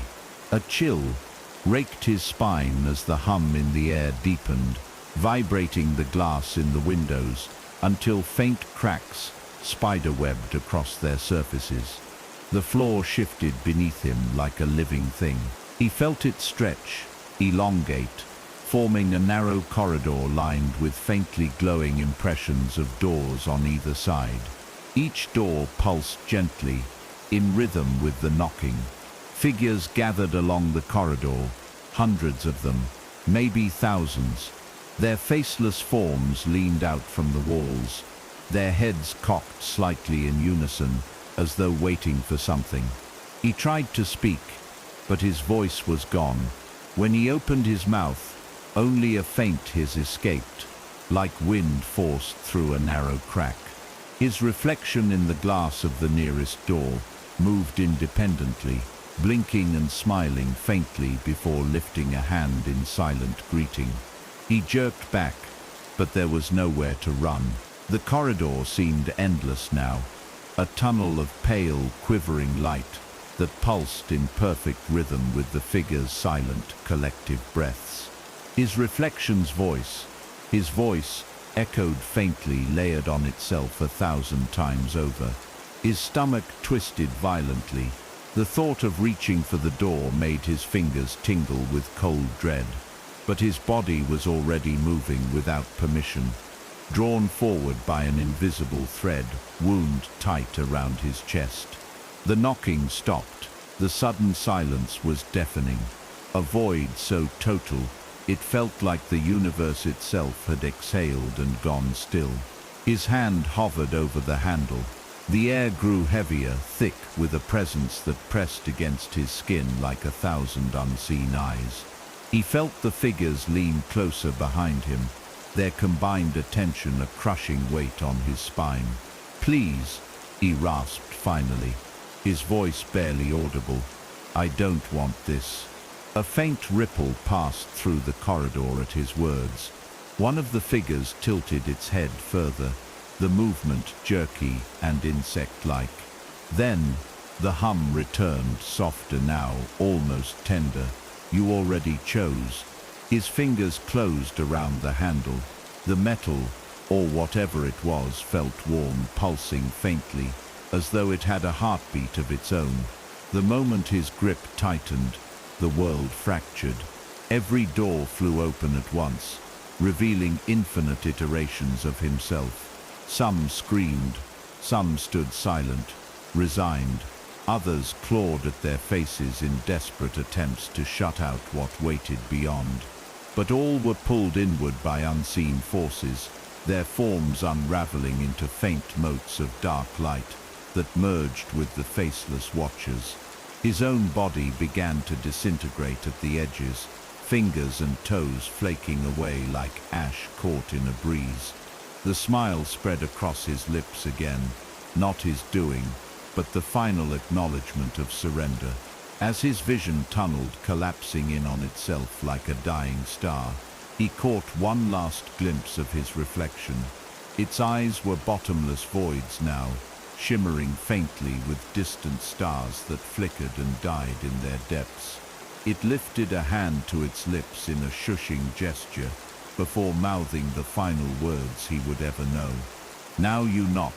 The sound returned suddenly, not from the house, not from the walls, but from the infinite dark stretching all around him. 3 slow, deliberate strikes. Pause. 1 faint tap. The figures stood still for a moment longer, then turned in unison to face him. And then the knocking began again, this time from inside every room, every hallway, every blind spot of every watching eye in the world. He had become the echo in the dark. He wasn't sure how long it had been since he became the knocking. Time no longer moved in the way it used to. Seconds didn't follow one another. Instead, they pooled and congealed, sticky and viscous. He floated in the spaces between them, weightless yet unbearably heavy, watching endless variations of rooms not his own. He didn't feel his body anymore, not the way he once had. There were no muscles to tense, no lungs to fill, no eyelids to force open, yet somehow, impossibly, he was still seeing. And in those moments, he understood what it meant to inhabit the space between blinks. Here, in the fragile darkness of human inattention, he waited. It wasn't about want or choice. Now it never had been. He was only the rhythm, and the rhythm had only one purpose: to knock. The sound came easily, as natural as breathing had once been. 3 slow, deliberate strikes. A pause long enough for dread to bloom. Then 1 faint tap, a whisper of sound designed to pull a mind toward questions it shouldn't ask. He saw them react. All of them. Men, women, children. Some froze, their hearts hammering, eyes darting to doorways and windows. Others whispered to themselves, denying what they heard, convincing their fragile minds it was the house settling, or pipes shifting. A few, too few, picked up cameras, phones, anything to try to catch him in the act. He watched with the faint amusement of something no longer human, as they pored over footage that showed nothing at all. Because the truth was simple, the camera never sees it. Not really. The knock only happens when they're not looking. Through their eyes he saw flashes of his own form, sometimes tall and spindly, sometimes vague and shifting. It wasn't a shape so much as an idea of one, a shadow molded by the terror of whoever noticed too much. They never saw him fully. That was the mercy. Only in their blinks did the smallest fragments of his presence slip through the faint outline by the window. A ripple, in the darkness near the closet door, a suggestion of fingers curling around the edge of a doorway. For most, that was enough to drive them away, to retreat into the comforting illusion of ignorance. But some stared too long, some grew too curious, and for those few, he lingered, longer, pressing against the thin membrane of perception, until it split just wide enough for him to step through. He didn't remember why he had knocked the first time, or rather, he didn't remember who had taught him to. That knowledge was gone, drowned in the endless hum of voices now filling his mind. The others were here too, countless others who had become like him, their thoughts weaving through his inner cacophony of sound and sensation. They didn't speak in words, not anymore. Instead, they shared impressions, memories of rooms entered, faces glimpsed in the fraction of a second when eyes closed, the thrill of being noticed, and the inevitability of being feared. He couldn't tell where his own consciousness ended, and theirs began. Perhaps there was no difference anymore. Perhaps there never had been. Somewhere far below or far above. He felt another mind stirring. A young woman this time, sitting alone in a dim apartment, her laptop casting harsh blue light across her wide, frightened eyes. She was watching something. Footage. His footage. The one he'd taken before the change. She paused the video again and again, advancing frame by frame, desperate for proof. Each flicker of her lashes drew him closer. He could feel her panic blooming in waves as she finally caught a glimpse of the figure in a single blurred frame. Her breath hitched, and she whispered into the empty room, "It's there. I saw it." The thrill coursed through him, sharp and intoxicating. This was how it began. For her. For all of them. The others leaned in with him, their faceless forms crowding the edges of her vision just out of reach. He felt their collective attention settle like a weight on her shoulders. She shivered, rubbing her arms as though trying to banish the sudden chill. It wouldn't help. It never did. Already the knocking had started, soft at first, distant and uncertain. 3 slow strikes against the farthest wall. Pause, one faint tap against the floorboards beneath her bare feet. She flinched violently, spinning toward the sound. Her lips parted as she whispered, "Hello." He felt himself smile, though there was no mouth to form the expression. The others pressed closer, their silent message threading into her thoughts. "You knocked first." The woman's breathing quickened as the knocking grew louder. She pressed her back against the wall, her eyes darting from the hallway to the door to the window, searching for the source. But she wouldn't find it. None of them ever did. The sound didn't come from outside the walls or within the house. It came from the small, imperceptible spaces between moments, from the thin, dark film that coats every blink, every distraction, every lapse of focus. He could feel her heart racing, each thud echoing faintly in his own awareness. The others pressed closer still, their presence thickening the air around her until even the silence seemed alive. She whispered again, voice trembling, "Who's there?" The question rippled through the collective, a faint murmur of amusement brushing the edges of his mind. The answer was simple, though she would never understand it. No one was there, because there didn't apply anymore.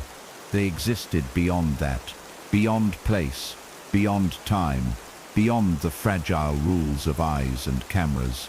He watched her reach for her phone with shaking hands, fumbling to open the camera. The glow from the screen cast pale light across her features, her pupils dilated wide with fear. She began recording, sweeping the lens across the room in jerky arcs. He felt the others hum faintly, their silent consensus weaving into his awareness. It wouldn't work. Cameras only captured what the human mind allowed, and the mind never allowed the whole truth. He drifted closer, his formless presence brushing against the edges of her perception. And there it was, the blink. A brief, reflexive flutter of her eyelids. No more than a fraction of a second, but it was enough. In that instant of darkness, he stepped into her awareness fully. Not as a shape or figure, but as a sensation, a presence towering over her, silent and faceless, yet impossibly heavy with attention. Her breath caught in her throat, and her knees buckled slightly under the weight of terror. She gasped and forced her eyes open again, the sensation vanishing as quickly as it had come. "No," she whispered, shaking her head. "No, no, no." She didn't understand that this wasn't an act of cruelty. This was simply the nature of the knocking. It had always been there. It would always be there. Through her frantic movements, he felt something stir, a faint memory, a flicker of recognition buried deep in the dark recesses of what he used to be. Once, long ago, he had sat where she now sat, clutching a phone, trying desperately to see what couldn't be seen. He had felt the same prickle of dread crawling across his skin, the same gnawing certainty that someone or something was watching him from the corner of his eye. And he too had whispered the question she whispered now. Why me? The memory pulsed faintly, then dissolved back into the collective hum. He was no longer a man with questions. He was the answer, whether she wanted it or not. The knocking shifted again, 3 deliberate strikes against the far wall, followed by a pause, so long it seemed the sound had stopped entirely. Then one faint, almost imperceptible tap on the window pane. She turned sharply toward the sound, her phone's camera rising with her, but again the lens found nothing but empty space. He felt her growing terror as she whispered to herself, "I'm seeing things. I'm just tired. I haven't slept." The words rang hollow, a feeble shield against what she already knew in her gut. Sleep wouldn't save her. The knocking didn't wait for sleep. It existed in the gaps between thought and perception, threading through the thin darkness behind every blink. He hovered closer now, no longer separate but merging faintly with the edges of her mind. He felt her memories like faint echoes, childhood bedrooms, late-night study sessions, quiet moments alone, where she had always thought she was unseen. But she hadn't been. No one ever was. The others pressed forward with him, their collective consciousness filling the room like water rising in a glass. Together, they watched her lips part again as she whispered her final plea. "Please, just leave me alone." Her words stirred no anger, no pity, only the inevitable response, carried on the faint breath of the collective, "You knocked first." She had stopped breathing without realizing it. Her lungs burned as the air grew heavier, thicker, almost viscous. Each inhale felt like swallowing water, and yet there was no sound, no movement, nothing but the steady rhythm thrumming at the edge of her perception. 3 knocks, pause, 1 faint tap. Her eyes darted around the room, wide and frantic, the whites showing as she struggled to find the source. But she wouldn't find it. There was no figure standing in the shadows, no shape crouched in the corner. The presence was everywhere and nowhere at once, pressing against her skin like an unseen tide. She forced herself to speak, her voice breaking under the weight of fear. "Who's there?" The question was small, fragile, and she already knew it wouldn't be answered, not in words, not in any way she would understand. But the others shifted in the silence, their unseen forms leaning closer, as if tasting her panic. Their attention was not hostile, not curious. It was inevitable. The knocking came again, louder now, 3 strikes against the far wall, so deep they seemed to vibrate through the structure of the building itself. Pause, 1 tap from the ceiling above her head. She flinched violently, clutching her arms to her chest, as though her own embrace could shield her. He felt her terror ripple outward, brushing against him, and the others like a stone dropped into a still pond. The sensation was faintly intoxicating. Once, long ago, he might have called it empathy. Now it was simply an echo of something he used to understand. She blinked, too fast, too frantic, and in that infinitesimal darkness between open and shut, he saw her fully, her face pale, streaked with tears, her eyes wide and glassy, reflecting the faint glow of her phone's shattered screen. He was closer now, always closer. That was the rhythm's design. Her thoughts fractured in a desperate attempt to make sense of the impossible. It's the pipes. Old buildings make sounds. Maybe someone upstairs dropped something. But beneath each flimsy excuse, a deeper voice whispered from her subconscious. It's here. You know it's here.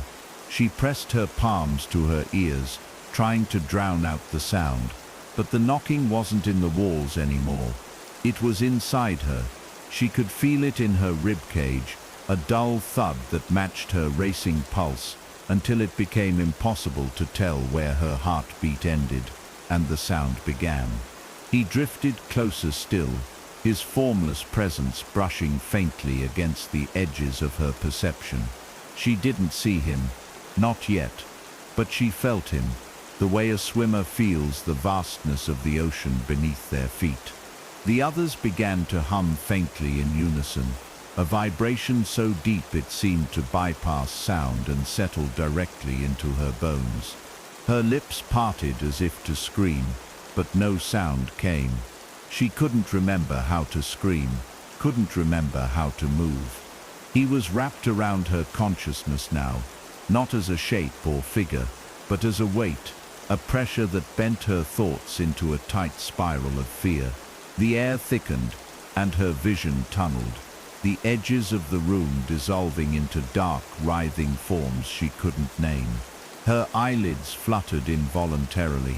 She was fighting the inevitable, but the body's instincts were stronger than her will. When the blink came, he stepped through fully. In that fraction of darkness, the room changed. The furniture stretched impossibly tall, warping like a reflection on black water. The walls pulsed with faint veins of light, and the ceiling above her rippled as though countless unseen hands pressed down from the other side. He was there, no longer vague, no longer formless, but a towering presence just inches away, faceless, endless. The sound of faint breathing filled the room, though her lungs were empty. She felt his gaze, not through eyes but through a totality of awareness, as he tilted closer, and then her eyes snapped open again, and the room was normal. But it wasn't empty. She backed away slowly, her legs weak and unsteady, her gaze darting from shadow to shadow as though trying to catch him out of the corner of her eye. "Please," she whispered hoarsely, her voice cracking under the strain. "I didn't knock. I swear I didn't." But the knocking answered her, not from the walls, not from the floor, but from deep inside her own skull. 3 hollow strikes that seemed to resonate behind her eyes. One faint tap at the base of her spine.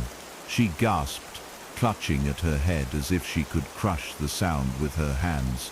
But the rhythm only deepened, syncing perfectly with the cadence of her panicked breaths. The others pressed closer now, their unseen forms brushing against the walls and floor, filling the space with a collective presence so dense, it felt like drowning in ink. He lingered at the edge of her mind, no longer knocking but waiting for the moment her exhaustion betrayed her again, waiting for the next blink. And in that patient silence, her final question spilled out in a broken whisper. "Why me?" The words rippled faintly through him and the others, a memory stirred but not quite grasped.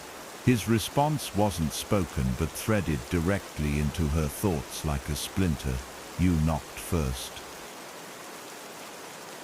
But what if the knocking isn't in the walls, or the floors, or even outside your door? What if it's already inside, waiting in the spaces you can't see?